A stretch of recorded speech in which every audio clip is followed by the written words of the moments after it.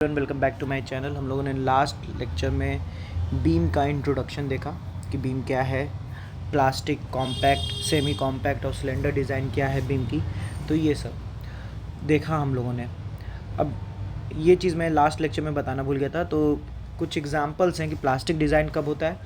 Intermediate structures के लिए plastic design का इस्तेमाल होता है। सिंपली सपोर्टेड बीम के लिए कॉम्पैक्ट डिज़ाइन का इस्तेमाल होता है। सेमी कॉम्पैक्ट इलास्टिक डिज़ाइन में इस्तेमाल होते हैं और स्लेंडर डिज़ाइन प्लेट गर्डर्स में होते हैं। तो ये सब याद रखने वाली चीज़ है। आज का लेक्चर मेन शुरू है, थोड़ा सा हम लोग डिज़ाइनिंग फार्मूला वगैरह देखेंगे। उसके पहले एक सोम का है चीज़ जिसको हम लोग क्विक रिवीजन कर लें कि सेक्शन मॉड्यूलस क्या होता है। सेक्शन मॉड्यूलस तो हम लोगों ने दो तरह के सेक्शन मॉड्यूलस सोम में पढ़े होंगे, नहीं पढ़े हैं तो यहाँ पढ़ लेंगे। पहले हम लोग जानते हैं कि प्योर बेंडिंग मोमेंट इक्वेशन सोम में कैसे लिखते थे। बेंडिंग मोमेंट इक्वेशन ये सोम में कैसे लिखा था m/i equal to sigma by y equal to E/r। और इन दोनों को लेके चलें तो यहाँ से निकल के आता था sigma flexural stress equal to m/i into y, और I/y को हम लोग लिख देते थे I/y को लिख देते थे Z, that is section modulus, elastic section modulus. Elastic section modulus बात करते हैं इलास्टिक प्लास्टिक की, अभी सेक्शन मॉड्यूलस। तो यहाँ पे ये बन के आ जाता था sigma is equal to m/z या m is equal to z into sigma. तो एक तरह से सेक्शन मॉड्यूलस हमारा स्ट्रेंथ को गवर्न कर रहा था। तो अब ये कब इलास्टिक है कब प्लास्टिक है, ये देखिए डिपेंड करेगा कि जब हम लोग ने पहले वाले लेक्चर में थोड़ा सा प्लास्टिक का फील लिया था कि हमारे जब सारे बीम के सारे जो फाइबर्स कह लीजिए या सारे पोर्शन जो हैं बीम के वो अप टू इलास्टिक लिमिट तक ही गए हैं, अप टू इलास्टिक लिमिट तक ही गए हैं। कौन से सेक्शन ऐसे हैं? 4 सेक्शन हम लोगों ने देखे थे, प्लास्टिक, कॉम्पैक्ट, सेमी कॉम्पैक्ट और स्लेंडर। तो मैं इन दोनों की बात कर रहा हूँ। इसमें इलास्टिक लिमिट तक ही था, FY तक ही गए थे सब, या FY से नीचे ही थे। इसमें प्लास्टिक रीजन में घुस गए थे, इन दोनों में कुछ पोर्शन प्लास्टिक रीजन में। तो मैं इन दोनों की बात कर रहा हूँ कि अगर हमारे ऐसे सेक्शंस हैं जिसमें हमारे फाइबर्स इलास्टिक तक ही गए हैं, तो जो ये सेक्शन मॉड्यूलस आएगा, सेक्शन मॉड्यूलस आएगा वो आएगा ZE, इलास्टिक सेक्शन मॉड्यूलस। यहाँ पे मैं लिख दे रहा हूँ इलास्टिक सेक्शन मॉड्यूलस। अगर इस स्ट्रेस कुछ इस प्रकार है कि प्लास्टिक जोन आ गया है, प्लास्टिक हिंज फॉर्मेशन हो रहा है पूरे फाइबर में, प्लास्टिक लिमिट तक हमारे चले गए हैं, मतलब पूरा का पूरा फाइबर FY इल्ड स्ट्रेस ले रहा है, तब जो सेक्शन मॉड्यूलस आएगा वो होगा प्लास्टिक सेक्शन मॉड्यूलस। दोनों को निकालने का तरीका है वो हम लोग देखेंगे बाद में। ये तो सीधे I/y से निकलता है, इसका अलग फार्मूला है, इसका अलग तरीका है निकालने का, वो हम लोग देखेंगे अगले एक दो लेक्चर में आएगा, देखेंगे। अभी उससे ज़्यादा इम्पोर्टेंट क्या है? उससे ज़्यादा इम्पॉर्टेंट है कि अब हम लोग स्ट्रेंथ ऑफ बीम, इन दोनों का इस्तेमाल होगा, इसलिए मैं यहाँ पे इन दोनों को थोड़ा सा डिफाइन किया हूँ। स्ट्रेंथ ऑफ बीम की बात करेंगे तो उससे पहले हम लोग देखेंगे कि दो तरह के बीम्स हम लोग देखते हैं, लेटरली रीस्ट्रेंड एंड लेटरली अनरीस्ट्रेंड। लेटरली का मतलब क्या है? जैसे अगर ये बीम है, I सेक्शन की बीम है, ये थोड़ा फिगर गंदा हुआ है, मैनेज कर लीजिएगा। तो अगर इसको यहाँ से सपोर्ट दे दें लेटरल डायरेक्शन से, तो ये लेटरली रीस्ट्रेंड है। तो लेटरली रीस्ट्रेंड बीम्स और लेटरली अनरीस्ट्रेंड बीम्स किस तरीके से फेल करते हैं, किस तरीके से काम करते हैं, वो बात करते हैं। देखिए, हम लोग बात किए थे कि बीम जो है अपने प्लास्टिक कैपेसिटी, प्लास्टिक मूवमेंट तक की बात तक पहुँच जाए, मतलब उसके सारे फाइबर्स FY यील्डिंग तक पहुँच जाएँ, तो क्या कहते हैं हमारा बहुत अच्छा काम है। तब हमारा बीम एकदम मतलब अपने मैक्सिमम स्ट्रेसेस को यूज़ कर ले रहा है, मैक्सिमम स्ट्रेंथ को यूज़ कर रहा है। लेकिन होता क्या है, होता ये है कि उसके पहले ही फाइबर्स के ऊपर अपने मैक्सिमम स्ट्रेस तक पहुंचने से पहले ही बीम लेटरल डायरेक्शन में डिफ्लेक्ट कर जाती है, जिसको बकलिंग फेनोमेना कहते हैं। बीम जो है अपने लेटरल डायरेक्शन में फेल कर जाती है, इसीलिए साइड से हम लोगों को रीस्ट्रेन देना पड़ता है कि भैया तुम बकल मत करो, साइड से हमको रीस्ट्रेन देना पड़ता है। तो लेटरली रीस्ट्रेन बीम को हम लोग इसलिए क्या कहते हैं, साइड से रीस्ट्रेन करते हैं ताकि वो बकलिंग ना करे, इधर टॉर्शनल इधर शियर, किसी भी तरह की बकलिंग ना करे, वो अपने प्लास्टिक मूवमेंट कैपेसिटी तक रीच कर सके, एमपी तक रीच कर सके।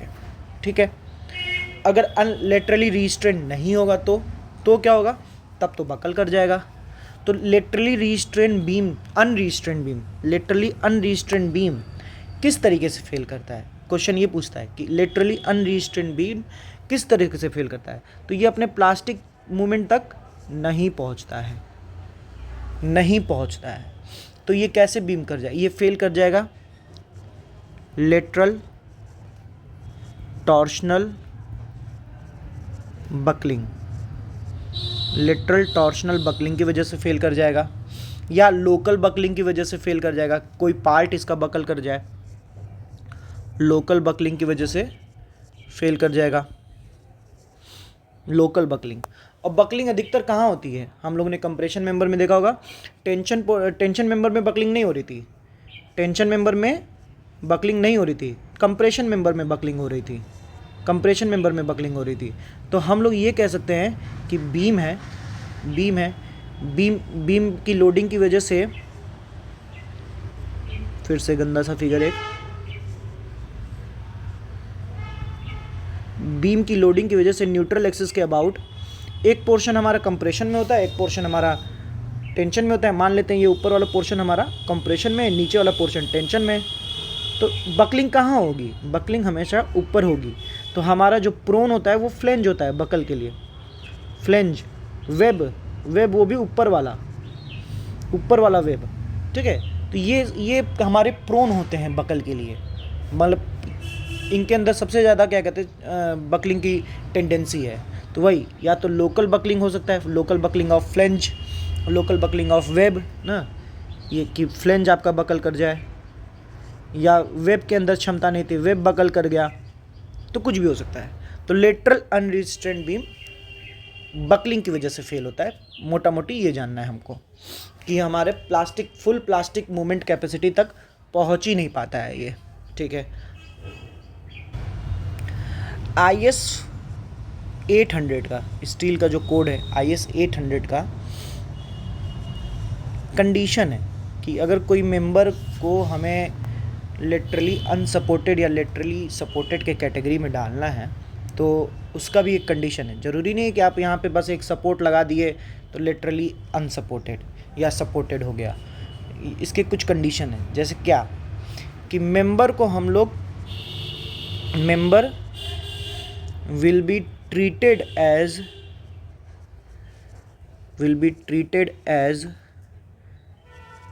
laterally supported if पहली कंडीशन कि जो बेंडिंग हो रही है, bending is about minor axis,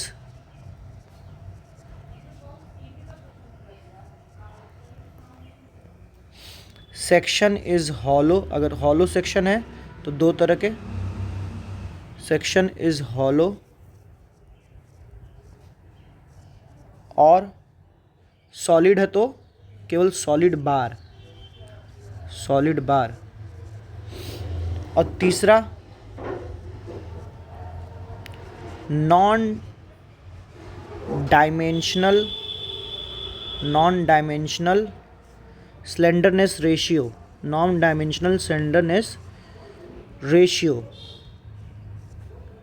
इसको लैम्डा एल टी कर लेते हैं। लैम्डा एल टी ये लेस देन होना चाहिए किसके, 0.4 के।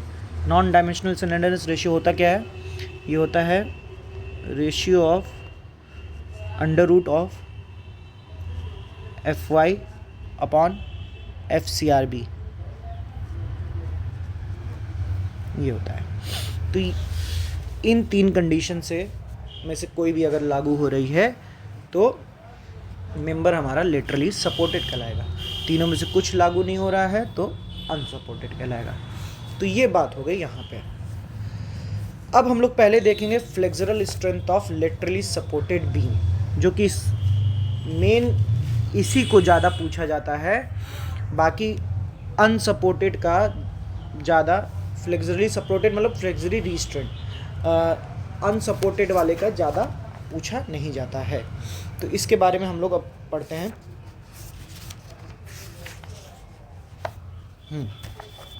अब देखिए, मैं पहले से लिख लिया हूँ यहाँ पे। तो देखिए केस 1 केस 2। केस 1 कह रहा है कि अगर आपका d by T W, D क्या है, depth divided by thickness of web, d by T W greater than 67 epsilon है, वेयर एप्सिलॉन यहाँ मैंने नहीं लिखा है, लिख दे रहा हूँ। Epsilon is equal to under root of 250 upon F Y. ये आपने और कहीं भी देखा होगा, याद करिए कहाँ देखा है, कमेंट करके बताइएगा कि किस लेक्चर में और किस टॉपिक में देखा है, किस लेक्चर छोड़िए किस टॉपिक में देखा है आपने। Epsilon is equal to under root of 250 upon under root F Y, अब अपॉन एफ वाई ये होता है। तो अगर हमारा d by T W 67 epsilon से बड़ा है तो हम लोग ये मान के चलते हैं कि shear buckling will occur and beam will be designed as plate girth। और दूसरा केस ये है कि d by T W less than equal to 67 epsilon. तो दूसरे केस में no buckling due to shear will happen। तो इस केस के लिए हम लोग डिज़ाइन करते हैं कि बकलिंग नहीं हो रही है, तो फ्लेक्सुरल स्ट्रेंथ निकालते हैं इस केस के लिए। तो केस फर्स्ट, इसमें भी फर्दर केस फर्स्ट, लो शेयर केस, शेयर जो आ रहा है हमारा 0.6 टाइम्स वीडी से कम है, where VD is design shear strength. VD जो है डिज़ाइन शेयर स्ट्रेंथ है और वी जो हमारा शेयर स्ट्रेस आ रहा है वो less than equal to 0.6 times V से कम है। तो उसके लिए अब फिर उसके अंदर केस कि अगर आपका सेक्शन प्लास्टिक है, कॉम्पैक्ट है, सेमी कॉम्पैक्ट है, तो डिज़ाइन फ्लेक्सुरल स्ट्रेंथ कितना होगा, M D is equal to beta times Z P into F Y upon gamma M naught. अब इसमें कंफ्यूज नहीं होना है, देखने में बहुत गंदा सा लग रहा है लेकिन इसको आराम से आप लोग याद कर सकते हैं। मैं उसको एक पेज ऐड करके बता देता हूँ, हाँ पेज एडेड है, मैं बता दे रहा हूँ। आप इस फॉर्मूले को कंफ्यूज नहीं होंगे। M D is equal to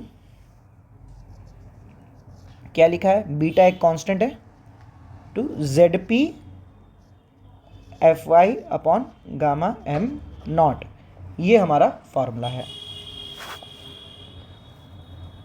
तो हमने क्या बोला था, बेंडिंग मोमेंट इक्वेशन याद है, pure bending equation M by I is equal to sigma by y, ये बोला था। और यहाँ से हमने एक चीज़ निकाल के दी थी, क्या, M is equal to sigma into Z and this Z can be elastic and plastic, क्योंकि हम लोग यहाँ पे प्लास्टिक वाले के लिए बात कर रहे हैं, इन 3 सेक्शन की, प्लास्टिक, कॉम्पैक्ट, सेमी कॉम्पैक्ट की। तो जेड पी लिखा है, जेड पी लिखा है तो क्या हुआ, कुछ नहीं हुआ, हाँ जेड पी यहाँ कर दिए। सिग्मा की बात करें तो सिग्मा क्या है, स्ट्रेस है, परमिसिबल स्ट्रेस हमारी कितनी होगी, यील्ड स्ट्रेस, यील्ड स्ट्रेस लेंगे तो उसके साथ उसका factor of safety gamma M naught, तो F Y upon gamma M naught, gamma M naught into Z P, ये एम हो गया।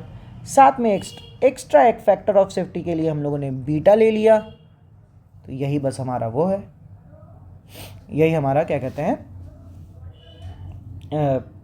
फॉर्मूला बन गया कि m is equal to F Y upon gamma M naught into Z P. और अभी और आपको फील आएगा, हमने क्या बोला था, प्लास्टिक और कॉम्पैक्ट, प्लास्टिक और कॉम्पैक्ट में हमारा जेड पी इस्तेमाल होता है, ठीक है। प्लास्टिक एंड कॉम्पैक्ट में हमारा ZP होता है, तो बीटा की वैल्यू 1 है फॉर प्लास्टिक एंड कॉम्पैक्ट, तो m is equal to Fy upon gamma M naught into ZP into 1। तो वो सिंपल सा वही फॉर्मूला बन गया कि Fy upon gamma M naught into ZP, beta की वैल्यू 1 है।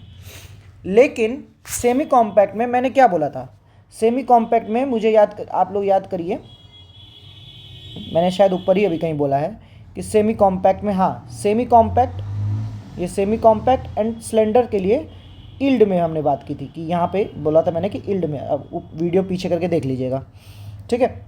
तो सेमी कॉम्पैक्ट में हमने बात की थी यील्ड की, सेमी कॉम्पैक्ट में हमने बात की थी यील्ड की, अरे इलास्टिक की, इलास्टिक की, इधर प्लास्टिक की, तो इधर ZE होना चाहिए, इधर ZE होना चाहिए, लेकिन हमारा फॉर्मूला में तो हम लोगों ने यहाँ पे ZP ही लिखा है, तो इसलिए इस केस में बीटा की वैल्यू जो होती है ZE अपॉन ZP हो जाती है।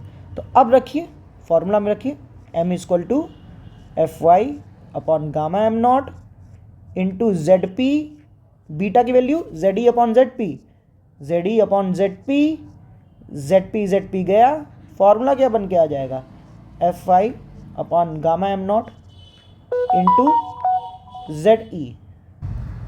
तो मैं सोच रहा हूँ कि अब आपको ये फील आया होगा, ये फॉर्मूला मुझे बहुत टॉर्चर करता था मेरे कॉलेज डेज में, कि design flexural strength is equal to MD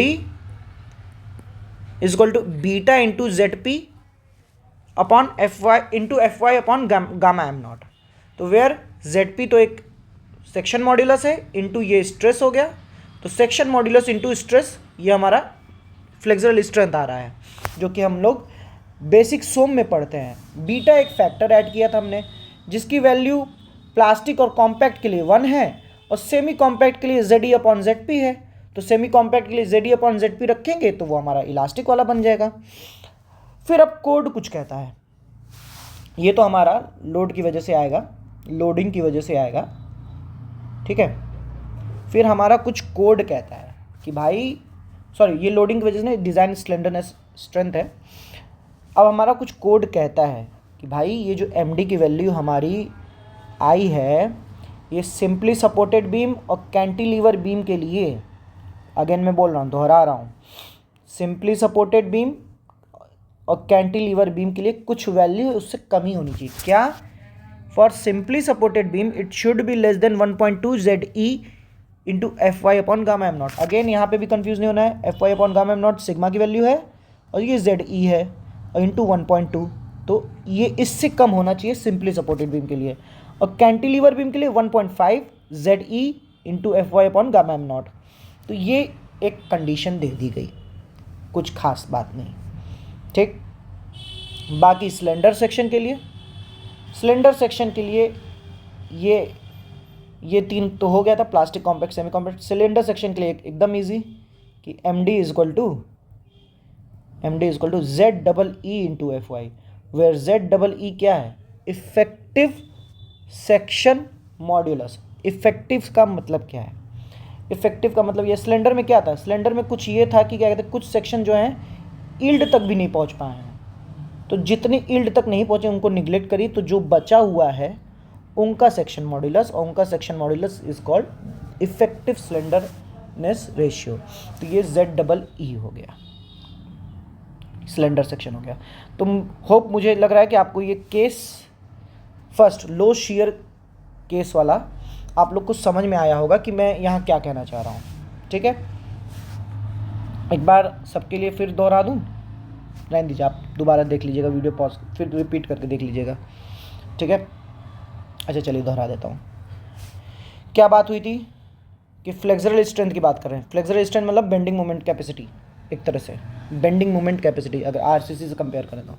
flexural strength of laterally supported beam, दो केस, सबसे पहले कि D/TW ग्रेटर देन 67 एप्सिलॉन हुआ, तो ग्रेटर देन 67 एप्सिलॉन में वो shear buckling will come occur and beam will be designed as plate girder, तो हम इसको यहाँ अभी नहीं डील करेंगे।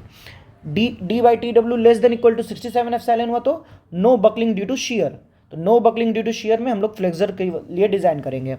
तो फ्लेक्सर के लिए डिज़ाइन करते हैं तो सबसे पहला केस लो शियर केस, कि शियर स्ट्रेस जो आ रहा है 0.6 VD से कम आ रहा है, तो उस केस में पहला है प्लास्टिक कॉम्पैक्ट सेमी कॉम्पैक्ट, इनके लिए एम डी की value beta times Z P into F Y upon gamma M not.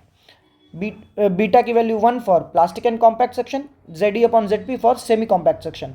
ठीक है, बाकी ये एम डी इससे कम होना चाहिए, 1.2 Z E into F Y upon gamma M naught for simply supported beam and 1.5 Z E into F Y upon gamma M naught for cantilever beam.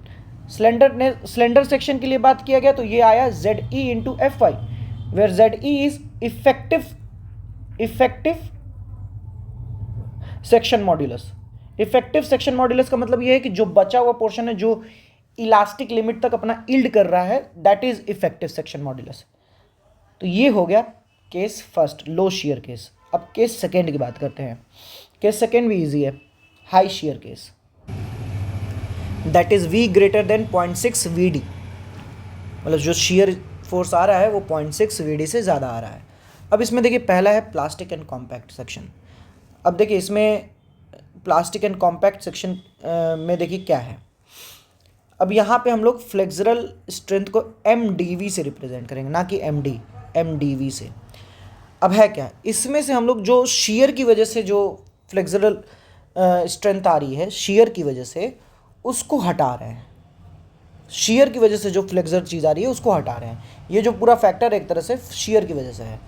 समझेंगे कैसे, पहले फॉर्मूला पढ़ लेते हैं। M D V is equal to M D minus beta into M D minus M F D less than equal to 1.2 Z E upon F Y gamma M naught. ये तो वही code के हिसाब से है कि 1.2 Z E upon Z E into F Y upon gamma M naught से कम होना चाहिए, लेकिन फॉर्मूला ये है पूरा कि M D minus beta into M D minus M F D. M F D क्या है, एम डी तो वही ऊपर वाला जो फ्लेक्सरल स्ट्रेंथ निकल रहा था ओवरऑल। एम एफ डी क्या है, एम एफ डी है Z F D into F Y upon 1.1, और ये है क्या, plastic design strength of cross section excluding shear area है। शेयर एरिया को एक्सक्लूड करके जो स्ट्रेंथ आ रहा है that is the M F D. तो टोटल में से एम एफ डी को माइनस कर देंगे तो ये वाला एक तरह से क्या रिप्रेजेंट कर रहा है, ये रिप्रेजेंट कर रहा है strength due to shear area, due to shear area, due to shear area strength represent कर रहा है। तो उसमें एक फैक्टर से मल्टीप्लाई करके टोटल में से माइनस कर दिए, तो that is your design flexural strength in high shear case. तो यहाँ पे M D V, M D minus beta, M D minus M F D, ये तुम्हारा design flexural strength in case of plastic and compact section हुआ, where beta is 2V upon V D minus 1, where V आपका जो shear force आ रहा है, V D design shear strength, और V वो भी फैक्टर्ड शेयर फोर्स। ठीक है, एम एफ डी आपका plastic design strength of the cross section excluding shear area and so, और ये किससे कम होना चाहिए, 1.2 Z E F Y upon gamma M naught से कम होना चाहिए। फिर मैं बात करूं semi compact section. Semi compact section में M D V is equal to Z E into F Y upon 1.1, simple सा। सेमी कॉम्पैक्ट सेक्शन में M D V is equal to Z E into F Y upon gamma M naught. तो ये हो गया flexural design strength for beam, laterally supported beam. और अब बात करते हैं, क्योंकि हम लोगों ने बीम में शुरुआत में ही देखा था पहले लेक्चर में कि बीम को डिज़ाइन करना है बेंडिंग के लिए, फ्लेक्सर के लिए, चेक करना है शेयर के लिए, शेयर के लिए, तो वो भी देख लेते हैं। तो बहुत इजी है। चेक फॉर शेयर में जैसे कोई भी बीम लेते हैं तो उसमें कोई शेयर फोर्स आता है, उसकी वजह से हम लोग सोम में पढ़े हैं कि शेयर स्ट्रेस आता है। शेयर स्ट्रेस का फॉर्मूला क्या होता है, से अपॉन आई बी हम लोग याद करते हैं। एस होता है शेयर फोर्स, ए होता है क्रॉस सेक्शनल एरिया, वाई होता है centroid of the cross sectional area from neutral axis, I होता है moment of inertia and B होता है उसका विड्थ। तो ये हम लोग फॉर्मूला पढ़े हैं सोम में, सोम से पढ़े हैं। तो यहाँ से हम लोग लोड की वजह से शेयर स्ट्रेस निकाल लेंगे और डिज़ाइन शेयर स्ट्रेंथ फिर निकालेंगे। डिज़ाइन शेयर स्ट्रेंथ क्या होगा, हम लोग ने पहले लेक्चर में ही स्टील के पढ़ा था, कोई भी strength permissible stress into cross sectional area होता है। परमिसिबल स्ट्रेस की बात करें WSM में permissible stress 0.45 FY for maximum share, 0.4 FY for average share, और LSM की बात करें तो FY अपॉन 1.1 √3, FY/1.1√3। अब कोई किसी के दिमाग में ये आ सकता है कि सर FU/1.25√3 क्यों नहीं ले रहे, क्योंकि यहाँ पे हम लोग शेयर की वजह से तोड़ के नहीं मेंबर को चेक कर रहे हैं, हम लोग मेंबर को एज इट इज़ चेक कर रहे हैं। ठीक है, हमने कहा था कि FU तब लेंगे जब हम लोग मान के चलेंगे कि फेलियर हो गया, यहाँ पे फेलियर हुआ नहीं है, तो FY/1.1√3। ठीक है, तो ये हो गया permissible stress. Cross sectional area की बात करें, क्रॉस सेक्शनल एरिया दो तरह के सेक्शन के लिए अलग अलग निकलेगा। अगर आपका हॉट रोल सेक्शन है और बिल्ट अप सेक्शन है तो अलग अलग निकलेगा। हॉट रोल सेक्शन मतलब पूरा का पूरा एक बार में बनाया, बिल्ट अप सेक्शन मतलब अलग अलग मेंबर को जोड़ के बनाया गया है। ठीक है, तो हॉट रोल सेक्शन के लिए cross section area D/TW, where D is the overall depth and TW is the thickness of web. और बिल्टअप सेक्शन के लिए D-2 times TF into TW, मतलब केवल इस वाले का एरिया निकाल रहे हैं हम लोग। ठीक है, तो ये हो गया स्ट्रेंथ। अब अगले लेक्चर में हम लोग देखेंगे buckling strength of the web. अगर आपको आज का लेक्चर अच्छा लगा हो तो प्लीज़ सब्सक्राइब करें। अच्छा, उसके पहले एक चीज़ और बता देता हूँ मैं कि ये पूरी कहानी जो आज चली है इसमें मेन चीज़ें क्या हैं। स्ट्रेंथ ऑफ द, हाँ, ये एक जैसे SSC और RRB के लिए मैं बता रहा हूँ कि ये पूछ सकता है कि किस स्ट्रक्चर को किसके लिए, इंटरमीडिएट स्ट्रक्चर को प्लास्टिक डिज़ाइन, कॉम्पैक्ट को simply supported compact, elastic semi compact end plate girder slender. फिर हमारा ये बहुत इंपॉर्टेंट था, लिटरली रीस्ट्रेंट एंड लिटरली अनरीस्ट्रेंट। ठीक है, ये हमारा इंपॉर्टेंट है IS का कोड। आप लोग उन चीज़ों को वापस वीडियो में बैक करके पढ़ लीजिएगा, ध्यान से लिखना चाहें तो लिख लीजिएगा। इसमें ये जो फॉर्मूला है आपको क्वेश्चन सॉल्व करने को नहीं देगा, कैलकुलेटिव क्वेश्चन नहीं देगा, बस आपको ये पूछ देगा ये कि किससे सिंपली सपोर्टेड के लिए ऐसा कुछ इक्वेशन बना देगा, यहाँ अल्फ़ा या बीटा कुछ लिख देगा, आपको उसकी वैल्यू पूछ देगा। तो ये दिमाग में रखिएगा। ऐसे ही सिमिलरली शेयर फोर्स के लिए भी, shear check for shear strength के लिए, इसके लिए क्वेश्चन पूछ सकता है क्योंकि इजी क्वेश्चन बन जाएगा D/TW। तो ये आपके फॉर्मूले इंपॉर्टेंट हैं, इनको याद रखिएगा। तो आज का लेक्चर यहीं ख़त्म करते हैं। होप आपको ये लेक्चर अच्छा लगे और अगले लेक्चर में हम लोग पढ़ेंगे buckling strength of the web, जो कि इम्पॉर्टेंट है। तो तब तक के लिए धन्यवाद और शेयर करें हमारे वीडियो को, लाइक करें।